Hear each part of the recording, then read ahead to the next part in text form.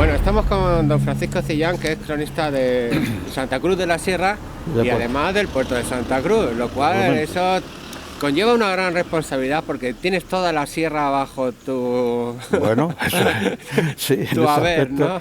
En ese aspecto, claro que sí. Sí. Y esta sierra da para mucho, ¿no? Y esta sierra da para mucho. Lo que pasa es que yo me la han dado muchas veces, pero actualmente ya no puedo prácticamente. Por la edad, porque me canso, como es lógico. Pero yo desde muy pequeño empecé a subir precisamente con el párroco del puerto. Era muy aficionado también a subir, como casi todos los curas han sido muy aficionados, que han estado por aquí, muy aficionados a subir a la sierra y nos cogían los monaguillos y ala. Vámonos. Y desde entonces empecé yo a coger un poco de afición por la sierra, porque la verdad es que es un auténtico tesoro. Sí, es verdad. La sierra, han pasado por ahí todas las culturas, su punto estratégico que tiene tan maravilloso, pues nos da pies a ello. ¿No comprendes? A que hayan pasado todas las culturas, se hayan asentado ahí, casi todas las culturas que han pasado por España.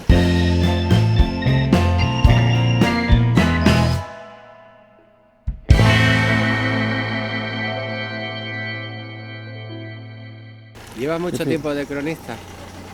Del puerto, que fue el primero, y que pensaba no coger más porque, bueno, todo esto adquiere una cierta responsabilidad, ¿no comprendes? Claro, si verdaderamente quieres serlo, si vas por nada más que por el título, pues mira, pero vamos, no es ese mi estilo. Pues del puerto desde 1995-96. Madre mía, ya lleva unos años. De Santa Cruz no, de Santa Cruz ha sido más esto, estaba un poco remiso y tal, pero ya un día, bueno, pues me decidí, digo, aquí Santa Cruz merece tener un cronista. Digo, y bueno, pues, y en efecto, bueno. Pues la verdad es que sí, que este pueblo necesita un cronista, necesita una persona como tú, una persona con esa experiencia y ese haber que da el bagaje de tantos años dedicado al estudio de lo suyo, ¿no? Sí. De Santa Cruz de la Sierra, bueno, ya sabemos que la montaña destaca sobre un montón de aspectos, pero después de la montaña, ¿qué otros aspectos nos destacarías tú como relevantes en el pueblo? Hombre, yo creo que Santa Cruz tiene aspectos importantes, sobre todo porque el siglo XV y XVI, Santa Cruz fue un lugar donde venían casi todos los nobles de Trujillo, se asentaban aquí por su clima, por sus aguas, etcétera, por todas estas circunstancias, pues aquí se asentaron varias familias y tiene aspectos que se podrían destacar, como por ejemplo pues la iglesia misma es un auténtico monumento. Es un auténtico monumento. La portada esta de aquí atrás es del gótico, pero un gótico muy bueno, antiguo, muy bueno. No comprende las otras puertas, es renacentista, en fin, o sea que tiene muchos aspectos. Y vamos, si nos entramos dentro, pues no te digo. Entonces, podemos destacar también el convento, pero podemos destacar también el Palacio de los... O sea, la casa señorial de los Torres Hinojosas, que la tenemos aquí, junto al ábside de la iglesia, o la casa del conde, que está totalmente arruinada, como es ese monumento que tenemos allí en la calle Real. Sí, o sea, se pueden destacar varias cosas, y muchos que se han perdido. Muchos que se han perdido, claro, al convertirse en la joyita de la tierra de Trujillo en el siglo XVI, equivale a decir que esto sería como el Mónaco de la época, ¿no? Un lugar donde el esplendor y el refinamiento y el lujo estaría por todas partes y tenemos restos de esa época bien visibles. Como nos comentaba, ¿no? Los palacios y demás, ¿no? Sí, y muchos que se han perdido, muchos que se han deteriorado. Ha habido un abandono total. Sí. Ha habido un abandono... pero total de esto. Aquí se han llevado casas enteras. ¿Casas enteras? Casas enteras se han llevado. Yo me acuerdo cuando yo empecé a venir aquí, ¿no? Bueno, pues tenemos la casa esta de los Berzas. Pues esa concretamente, yo la vi, que tenía unos balcones del siglo XVI preciosos. Se los han llevado. La casa donde están los peregrinos estos de los Monroy. De los Monroy, que vive allí frente a nosotros, ¿no? Bueno, pues esa casa tenía también unas cantaderas, tenía unas escaleras, todo eso se lo llevaron, se lo han llevado, eso que yo conozca, pero hay muchísimas otras cosas. Y luego entras en casas antiguas y tienen unos arcos y demás que ves que eran casas señoriales de otra época. Sí, eso se ve como esas portadas no son como las casas que hay detrás actualmente y que no. dan la idea de... Pero es que entras dentro, por ejemplo, la casa que nosotros tenemos cerrada ahí en la carretera, pues esa tiene unos arcos que se ve que era una casa señorial de época, pero que además estaba cogida casi toda la manzana esa, o sea que no era el trocito que nosotros tenemos, sino mucho más. Joder. ¿No comprende?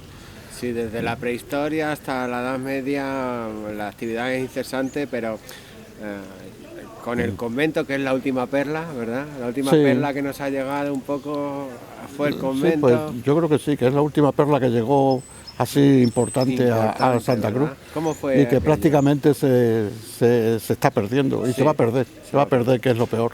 Porque como no se decida alguien hacer algo, pero no lo sé, pero veo mala solución. Bueno, pues aquello empezó de una manera, si queremos, un poco defensiva por parte del señor que compró esto. Él fue don Juan de Chávez y Mendoza, ¿no? Compró el 26 de julio de 1627, compra el pueblo.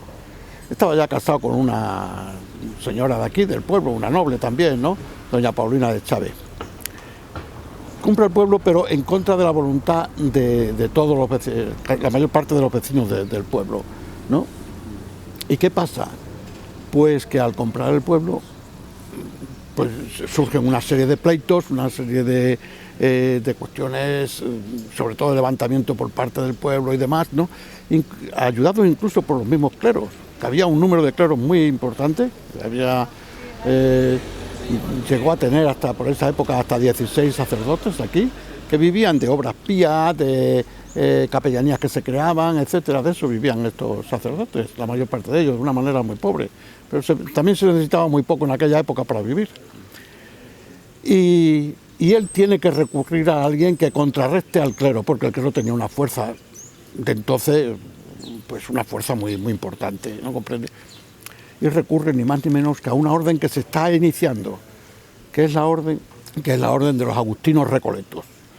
Una orden que la había puesto en marcha Fray Luis de León, el famoso poeta español, ¿no? Fray Luis de León. Esta orden había creado ya aquí en Extremadura algunos conventos, como el de Deleitosa, como el de Jarandilla. De Deleitosa se creó en el 1603, el de Jarandilla en el 1606. Y aquí los trajo don Juan de Chávez, que se trajo muy pocos frailes, solamente cinco, el prior y cuatro sacerdotes más. Y los dio 30.000 reales y además un lugar muy místico, muy misterioso que había en Santa Cruz, donde él tenía precisamente una casa, le entregó la casa. Y allí había un pozo del cual nos habla ya don Isidro Pacheco Bravo. Nos habla en el 1786 y lo dice ni más ni menos que en el interrogatorio de Tomás López. Allí habla de que hay un lugar donde aparecen unas luces misteriosas y esas luces pues traen jaque a incluso a las autoridades religiosas. Esas luces hacen ni más ni menos que el obispo de entonces de Plasencia, que era don Pedro González de Acevedo, que reinó o que gobernó la diócesis desde el 1595 al 1609. Pues en ese periodo estuvo 3 meses aquí precisamente haciendo oración para que Dios le declarase el significado de esas luces. Y esto no solamente lo dice don Isidro Parejo Bravo, sino que también lo dice Bernabé de Vargas, el que hizo el primer libro de Mérida, de la ciudad de Mérida. En el 1633 ya dice él que aparecen unas luces en la Sierra de Santa Cruz que son misteriosas, como las que aparecieron en Compostela precisamente hasta que se descubrió el sepulcro de Santiago, ¿no? Pues aquí aparecían esas luces. Pero junto a esas luces, donde aparecían esas luces, precisamente había un pozo que también era milagroso. O sea, por eso digo que el lugar era muy misterioso. El lugar donde le dio, pues era un lugar totalmente misterioso. Y les entregó también la casa junto al pozo milagroso, ¿no?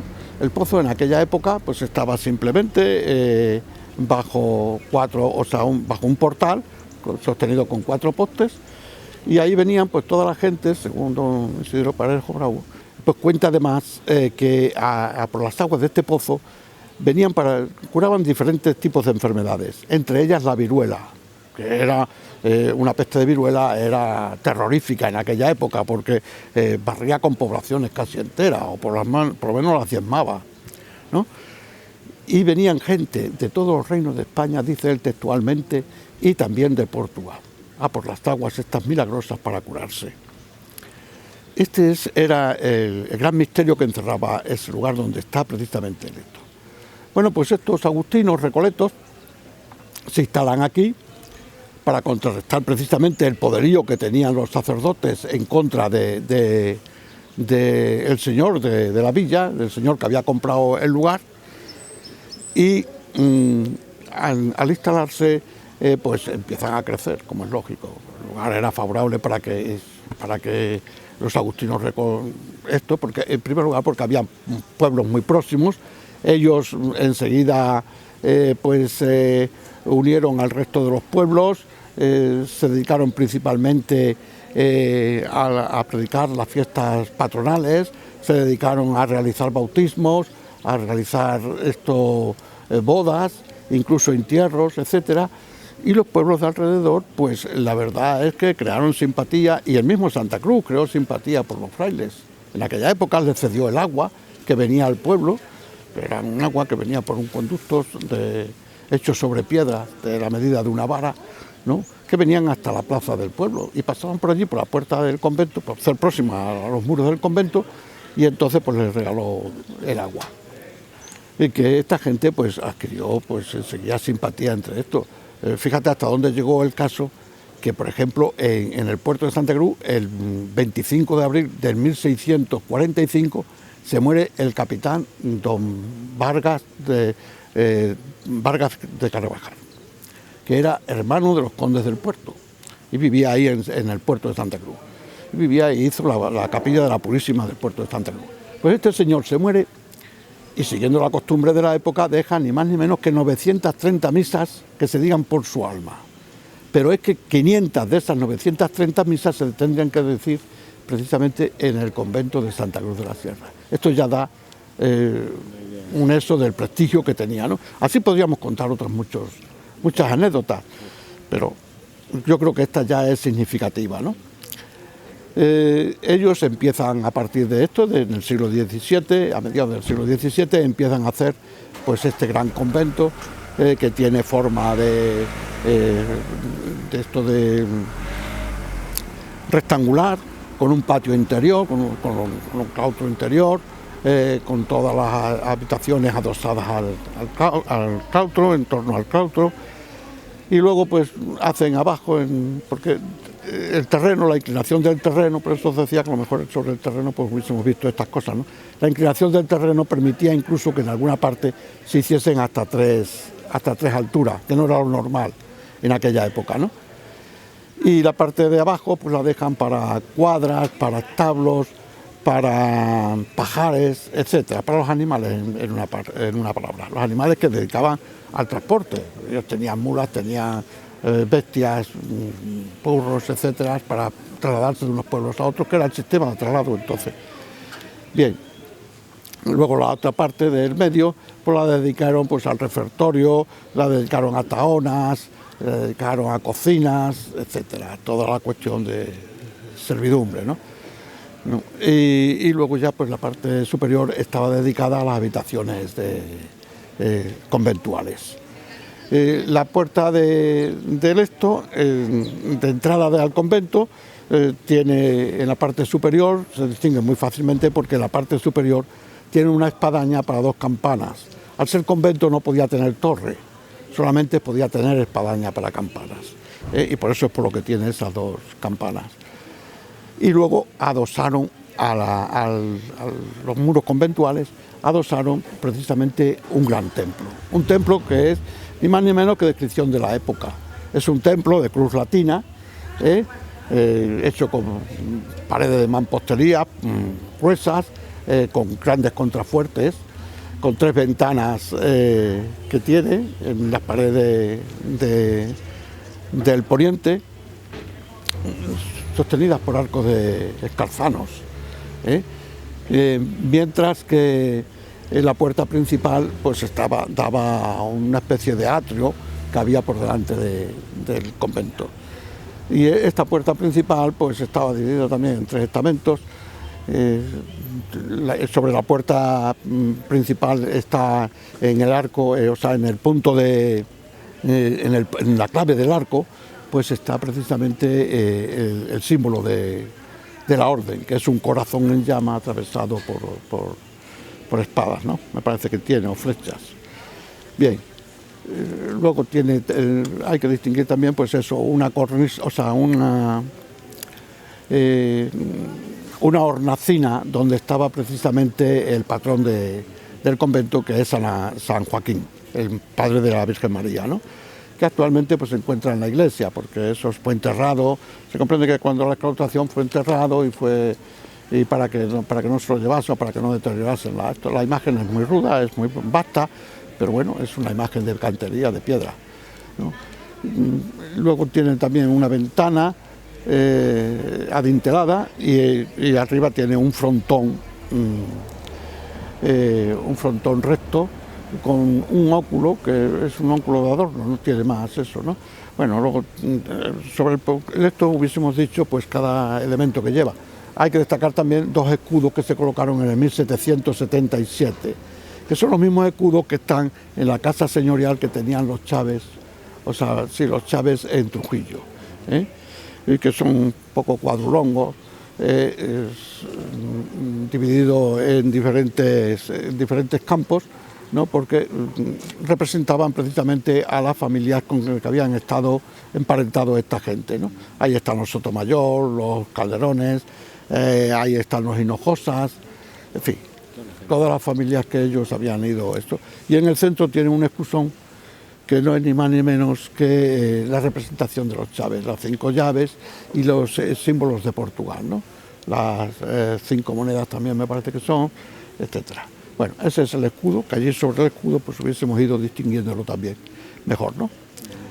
Bien, el templo, pues el templo hemos dicho que tiene cruz latina, que está sobre, o sea, las bóvedas son de cañón, tenía 5 altares, el altar mayor, que era el principal, bueno, pues tenía un gran cuadro de San Joaquín, tenía la Virgen Nuestra Señora de la Correa o Nuestra Señora de la Consolación. Se la llamaba de la Correa porque los frailes la tenían puesta una correa exactamente igual a la que ellos tenían, a los que ellos llevaban, que luego vino al templo, también tiene su historia, también sería bonito contarla en algún momento. Luego tenía a San Agustín y a Santo Tomás de Villanueva, los tenía a un lado y a otro, que han estado mucho tiempo aquí en el altar, ahora me parece que se están restaurando y demás, ¿no? Y luego tenía a Santo Tomás de Terentino y a San Antonio. A San Antonio también en peanas diferentes. Eso parece que fueron puestos superpuestos, o sea, con posterioridad. Dijimos que tenían otros 4 altares más, uno estaba dedicado a San José, otro estaba dedicado a la Inmaculada Concepción, otro estaba dedicado a Santa Rita, cuando la exclaustración se lo trajeron entero hasta con el retablo, y otro estaba dedicado al Cristo del Perdón, que luego el pueblo le ha utilizado mucho para las rogativas. Para las rogativas lo ha utilizado mucho el Cristo del Perdón, porque fue una devoción que también le infundió los frailes, recurrir al Cristo del Perdón para este tipo de agobios cuando se encontraban así con esas sequías tan tremendas, ¿no?, que tenemos en Extremadura. ¿Qué más tiene el templo? Pues el templo tiene un coro con un arco carpanel rebajado muy bonito, que casi parece plano. Tenía un facistol que estaba en el coro donde ponían los libros para los cantos corales y demás, y tenía además unas ménsulas a los lados, donde en una de ellas pues se imagina que estuvo colocado el órgano. Y esto en suma yo creo que es nos quedamos lo principal del coro, que lo había dejado para lo último, o sea, lo principal del templo. El templo tenía una gran cúpula con 4 óculos que incidían sobre el brocal, o sea, sobre un pozo, el Pozo Milagroso de Santa Cruz.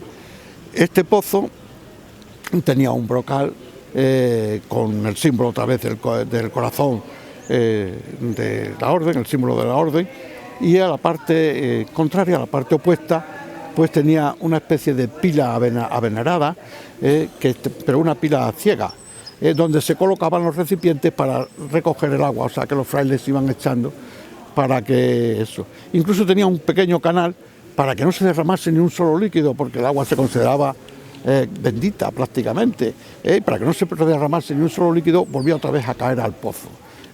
Luego estaba adornado con unos relieves de una especie de hojas puestas en aspa, etcétera, con unos semicírculos centrales, etcétera. Todo esto lo podríamos haber visto si el brocal del pozo dichoso no se lo hubiesen llevado, que está en litigio y que espero que algún día seamos capaces de recuperarlo si verdaderamente somos capaces, porque para ello ya he intervenido. He hablado con Patrimonio, me han prometido que sí, que lo van a recuperar, pero para poderlo recuperar hay que declararlo bien de interés cultural y no está declarado. Y me da la impresión que Patrimonio, muy buenas palabras, ya lo digo y aprovecho el momento para decirlo, cada vez que he tenido ocasión, hace unos días estuve hablando en Radio Nacional de España precisamente sobre esto, porque cada vez que tengo ocasión estoy machacando sobre el tema a ver si somos capaces de conseguir el dichoso brocal, porque indudablemente es el símbolo que nos va a quedar del convento cuando todo esto se derribe, si verdaderamente somos capaces de conservarlo. Y decía que Patrimonio me ha prometido que sí, que lo van a declarar de interés cultural, pero claro, para declararlo de bien de interés cultural parece ser que previamente tendrían que declarar el convento. Y el convento cuesta mucho dinero el repararlo, porque eso no está visitable. Ahora mismo yo soy primero el que me opongo a que eso se siga visitando, porque la verdad es que es un peligro. Es un peligro porque puede venirse abajo cualquier piedra, cualquier cosa de cualquier sitio. Entonces es un auténtico peligro. El convento luego ya, bueno, ¿qué pasó? Pues que pasó que la exclaustración se hizo el 29 de julio de 1835, estando el conde Toreno, estaba de presidente de Estado, de gobierno, estaba de regente María Cristina y de reina, pero reina jovencita, muy jovencita, doña Isabel II. Esto lo hizo el 29 de julio, en septiembre entra, me parece que el 8 o 9 de septiembre entra Mendizábal, y indudablemente se hace toda la expropiación, o sea, se realiza toda la exclaustración del convento. La ley decía que se anulaban o se cerraban todos los conventos que tuvieran menos de 12 procesos, de menos de 12 personas frailes, o sea, que fuesen frailes. El convento de Santa Cruz tenía 12 personas, pero dio la coincidencia que solamente eran 3 frailes: el prior, el vicario y el lector. El lector fue hecho prisionero porque se opuso enérgicamente a la orden dada, ¿no? Entonces, pues las autoridades correspondientes le llevaron prisionero a Badajoz. ¿El resto qué eran? Pues el resto eran estudiantes, que Santa Cruz nunca había tenido estudiantes, pues se había dedicado precisamente a la cura de almas, como hemos dicho, ¿no? Y resulta que el resto eran estudiantes, pero ya para prepararlos para frailes, y también legos. Por lo tanto, tenía que ser exclaustrado como todos los conventos que tenían. Y fueron exclaustrados todos los otros conventos. El de Valdefuentes, el de Deleitosa, el de Jarandilla y el de Santa Cruz, que fueron los 4 conventos que había en Extremadura, en aquella época. O sea, en Extremadura no, perdón, en Cáceres, en la provincia de Cáceres. En el 1857, decimos, se declara una gran peste de viruela en toda la provincia de Cáceres, que afecta, como es lógico, a Santa Cruz. ¿Y qué pasa? Pues que tienen que habilitar precisamente el convento para convertirlo en camposanto o para enterrar a los muertos que producía la peste. Porque ya en el 1836 había trasladado el cementerio que estaba en la iglesia, la casa que está contigua, pues se había cerrado porque las normas ya requerían que había que sacarlo fuera de la población, principalmente por higiene. En el 1857 decimos que se trasladan las puertas que están tapiadas de la iglesia, se trasladan al convento y se convierte, paradójicamente, junto al agua del pozo que curaba la viruela, ahora se entierran precisamente los fallecidos por viruela. Es otra anécdota también curiosa de la época. En el 1880 ya se vende la iglesia y se vende todo el convento, todo el proceso del convento. Antes tendríamos que decir que si en el 35 es la exclaustración, pues en el 36 parece que hay un pequeño bombardeo, un pequeño intento de terminar con el convento, pero con el convento solo, no con la iglesia, con el convento totalmente. Esto no lo he documentado, pero las circunstancias lo requerían y además la situación allí se ve perfectamente. Hay 2 o 3 agujeros grandes hechos por mortero, esos no están hechos porque sí, esos están hechos y fue precisamente, pues seguramente los liberales cuando llegaron al pueblo, después de que se fue don Gómez en la primera guerra, el general Gómez, después de la primera guerra carlista, pues llegan los liberales y me da la impresión de que bombardearon el convento porque el pueblo ya no los quería por un pleito grande que había tenido con ellos a través de las aguas. Este es, aunque no he conseguido los documentos, pero he llegado a la deducción esa. Estábamos que en el 1880 se vende ya esto y lo compra precisamente un tal Blasque, que era el médico local de esto. Lo compra. No sabemos con qué intención, porque la verdad es que la vacuna de la viruela ya estaba creada, ya la gente se vacunaba y todas esas cosas. Pero no obstante, en el 1896 resulta que el maestro local, don Manuel Hidalgo, dice que las aguas del pozo del convento siguen sirviendo para curar la viruela del ganado lanar. Luego hasta entonces se sabe que eso. Luego ya el convento pues cayó en desgracia, sobre todo el siglo XX ya se convirtió en establo, se ha convertido en pajar. Yo cuando lo he conocido estaba hecho un establo, estaba hecho un pajar, estaba para utensilios agropecuarios, allí había arados, había yugos, había de todo. En fin, para eso es para lo que estaba dedicado el convento, era una pena. Escribí un artículo, a través de eso, fue el primer artículo que fue en el 1999, y a través de eso pues empezó que estaba allí, de encargado de todo eso, empezó a publicarlo y tal, y parece que el dueño del convento tomó conciencia de que aquello no se podía tener así, hizo limpieza, la gente empezó a visitarlo y tal, y luego ya pues hasta se ha llevado el brocal del pozo. No sabemos interesadamente o no sabemos. De todas formas, vamos a seguir dando la lata a ver si somos capaces de conseguirlo. Y esta es la historia del convento. Podríamos habernos alargado mucho más si hubiésemos estado allá. No, gracias a Dios. Sí, podríamos habernos alargado mucho más.